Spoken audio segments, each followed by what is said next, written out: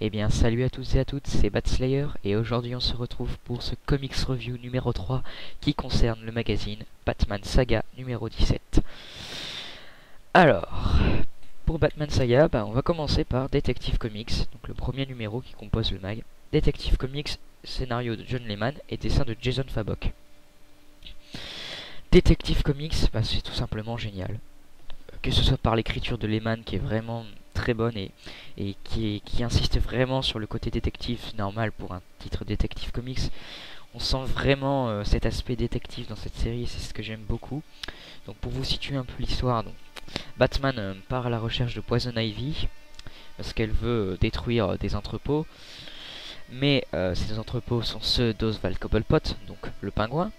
Donc Oswald Cobblepot envoie son bras droit prendre Poison Ivy, donc il la capture, et Batman se retrouve dans l'usine désaffectée, enfin non, pas désaffectée, dans l'usine, ou l'entrepôt, je ne sais pas vraiment. Il se retrouve dans l'entrepôt, et qui est là? Clayface. Donc Batman doit affronter Clayface, et donc on aura vraiment des pages magnifiques de John Layman. John Layman est vraiment très bon. Jason Fabok est vraiment très bon au niveau du dessin. Fabok est vraiment très bon, j'adore son style, c'est vraiment magnifique. Donc Fabok assure largement. euh, c'est pour dire parce que Detective Comics c'était vraiment au début de Batman Saga, donc dans les premiers numéros. Donc au début c'était moyen, c'était bien sans plus. Puis vers la fin ça devenait n'importe quoi. Je sais pas ce que faisait, ce qui prenait Tony Daniel quand il écrivait le scénario, mais c'était puissant en tout cas parce que c'était n'importe quoi. C'était la débandade. Il parlait de molécules, enfin je sais plus ce qu'il parlait, mais c'était du n'importe quoi, des voyages temporels, je crois, il me semble un truc comme ça, c'était incompréhensible, t'avais des pulls énormes qui voulaient rien dire, donc c'était du gros n'importe quoi. Tony Daniel est un bon dessinateur, mais c'est loin d'être un bon scénariste, je pense. Donc là, pour le coup, John Layman assure carrément au niveau du scénario, les dialogues sont très bons, et le cliff laisse présager que du bon, et sans être le cliff, mais vers la fin, on voit que Death of the Family va commencer à arriver dans Detective Comics, excusez-moi, Detective Comics, parce que Detective Comics n'est pas encore touché par Death of the Family, au cas où certaines personnes ne le sauraient pas, pardon. Donc Detective Comics n'est pas encore touché par Death of the Family, mais à mon avis ça ne saurait venir. Donc voilà, donc pour moi Detective Comics, je vais parler aussi du backup, le backup est plutôt sympa. Donc pour ceux qui connaissent pas, je vais réexpliquer aussi. Le backup c'est un complément de l'histoire, c'est en général 5, 7 pages à peu près, un truc comme ça. Pour complément, pour ajouter quelque chose à l'histoire. Soit ce qui s'est passé juste avant le début du chapitre, soit qui se passera juste après, soit pendant, enfin voilà. Et donc là en l'occurrence c'est juste après. Et donc c'est plutôt intéressant. Voilà, donc le backup est plutôt pas mal. Donc pour moi Detective Comics ce sera un bon 4,5 sur 5 parce que j'ai vraiment adoré. Et voilà, pour une fois qu'on a du bon Detective Comics, enfin c'est pas la première fois, hein, depuis numéro 13, depuis Detective Comics 13, Detective Comics 13 c'est très bon, là ça la reste. Et donc pour moi 4,5 sur 5 pour Detective Comics numéro 15. On passe à Batgirl. Batgirl. Donc Batgirl numéro 15. Collision chapitre 2, fiançailles en noir. Donc Batgirl numéro 15, toujours Guy Simon au scénario et toujours Daniel Sampere au dessin. Il me semble bien que c'est toujours lui, hein, ça a toujours été lui. Donc Batgirl, c'est une série que j'apprécie beaucoup et honnêtement c'est vraiment très bon. C'est un numéro crossover, en général les numéros crossover dans les séries qui sont pas principales, qui sont pas à l'origine du crossover, j'en attends pas grand chose. Je me dis bon, ça va vraiment être là pour nous mettre 2 pages du Joker, et là pour le coup c'est vraiment très bon. Le Joker est très effrayant même dans ça. Gil Simon l'écrit très bien, il n'y a pas de souci. Après niveau dessin c'est toujours aussi beau. Moi j'adore ce style, j'adore les dessins de Daniel Sampere, c'est vraiment très beau. Donc voilà, donc Batgirl c'est toujours aussi bon. Y a pas de souci. J'ai vraiment envie de savoir la suite. Le cliff est aussi très bon. Le Joker est vraiment effrayant, pardon. Il y a une partie qui se passe avant, où il fait un espèce de à l'asile de comment dire, où il parle avec une docteure et c'est vraiment très effrayant vers la fin. Le Joker est fou, mais c'est incroyable. Donc c'est vraiment génial et il y a rien à dire. Donc pour moi, Batgirl numéro 15, ça sera 4 sur 5. Voilà. Donc ensuite on passe à Batman et Robin numéro 15. Donc toujours Peter J. Tomasi au scénar et toujours Patrick Gleason au dessin. Donc ça n'a pas changé depuis le numéro 1 et tant mieux. J'aime les équipes créatives qui ne changent pas. Donc côté dessin, bon, on va commencer par ça. Patrick Gleason a un style quand même qui est propre à lui, qui est assez particulier. Mais bon, ça va, c'est toujours aussi impec. Il y a juste, je trouve, un peu dommage. Enfin, pas dommage, mais à certains moments, c'est vraiment gore. Mais c'est gore pour dire de mettre du gore. Si vous voulez, à un moment, le Joker retourne son masque, enfin son visage, quoi. Et c'est vraiment, enfin, ça paraît bizarre comment je l'explique, mais pour ceux qui ont lu, ils savent très bien ce que je veux parler. Le Joker s'est fait enlever la peau de son visage et là il la retourne, c'est à dire qu'il y a la bouche sur ses yeux et les trous de ses yeux sur sa bouche. Donc voilà, c'est vraiment du gore pour du gore. Mais par contre après niveau écriture et scénar, c'est vraiment très bien. Il y a une espèce de combat psychologique entre Damian et Joker et c'est vraiment très très bien écrit. Et voilà, donc là sur ce point il n'y a pas de souci. Mais ce n'est pas non plus de la folie, hein. C'est pas non plus le numéro du siècle, mais c'est quand même bon. Donc pour moi ça sera 3,5 sur 5 pour Batman et Robin numéro 15. Ah oui, et le cliff est très bon. Et je me demande vraiment enfin je vais pas en parler du cliff parce que sinon voilà ça gâche tout. Mais je me pose pas mal de questions sur ce cliff. Donc voilà. Mais donc pour Batman et Robin numéro 15, 3,5 sur 5. Voilà. Ensuite, on passe à Nightwing numéro 15 de Kylie Hins, toujours au scénar, et Eddie Barrows, toujours au dessin. Donc, encore une fois, équipe créative qui change pas, et c'est tant mieux. Donc, Nightwing est une série que j'aime beaucoup. Voilà. Je vous ferai certainement la review du Nightwing tome 2 qui paraîtra... Ah non, il y a eu un report, je sais pas exactement quand c'est ce qui a été reporté, mais en gros, je vous ferai la review du tome 2 normalement. Mais donc là on n'est pas pour parler de ça, on est là pour parler de Nightwing tome 15. Donc Nightwing tome 15, tome 15 pardon, numéro 15, issue 15. Niveau dessin, on va commencer par ça, c'est toujours aussi beau. Moi j'aime beaucoup les dessins de monsieur Barrows, donc Eddie Barrows, c'est toujours aussi beau. Il y a une page qui est très belle avec le Joker, donc que j'aime beaucoup.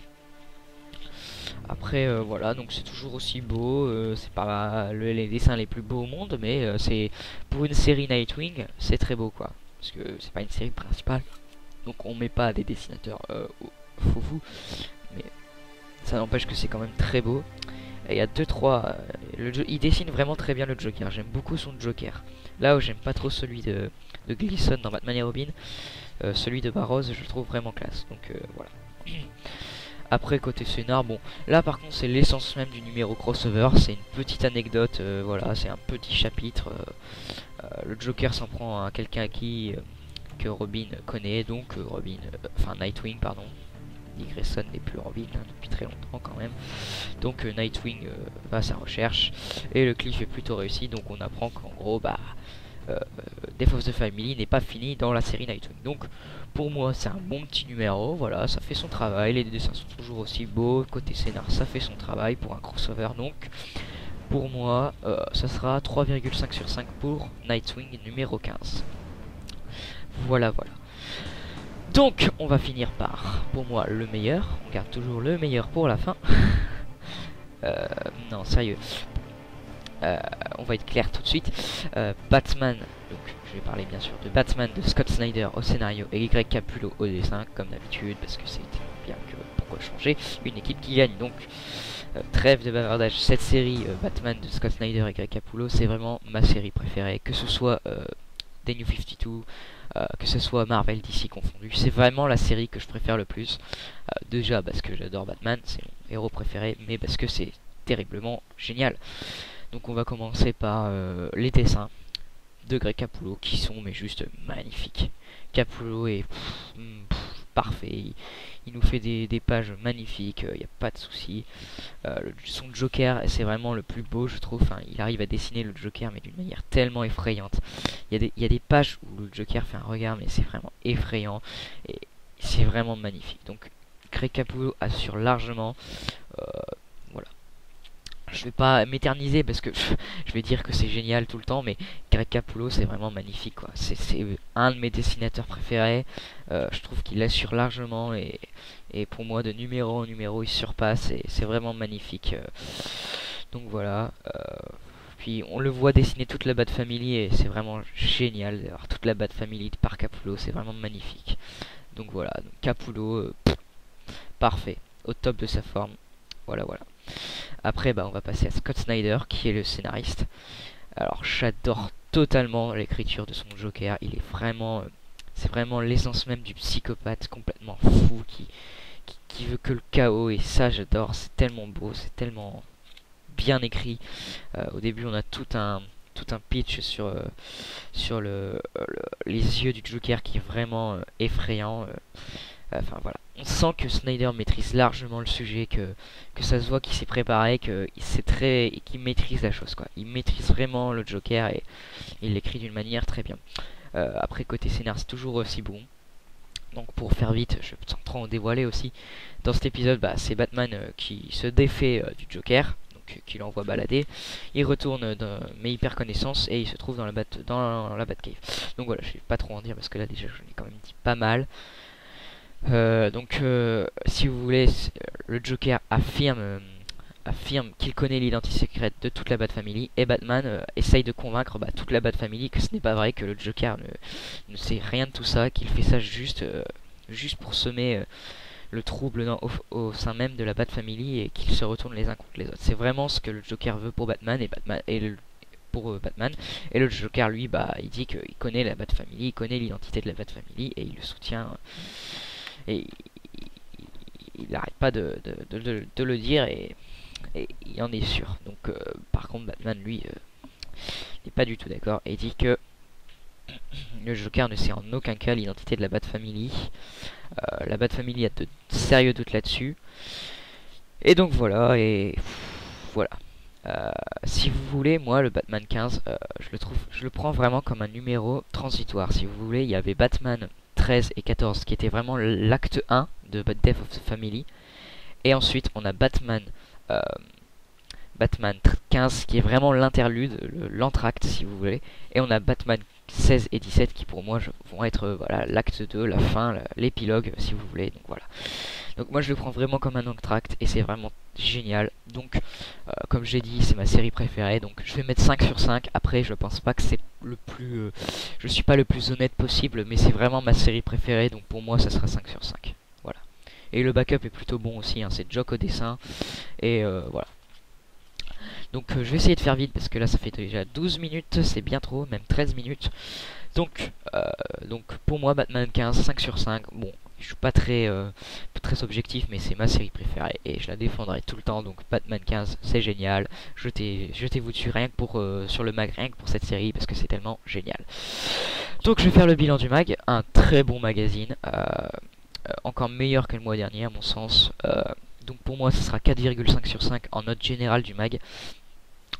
J'ai vraiment hâte de savoir la suite, que ce soit pour Batman, surtout pour Batman je dois dire, pour Batgirl, pour Batman et Robin, pour Nightwing. Enfin j'ai vraiment hâte de savoir la suite, j'ai hâte de voir comment ça va finir.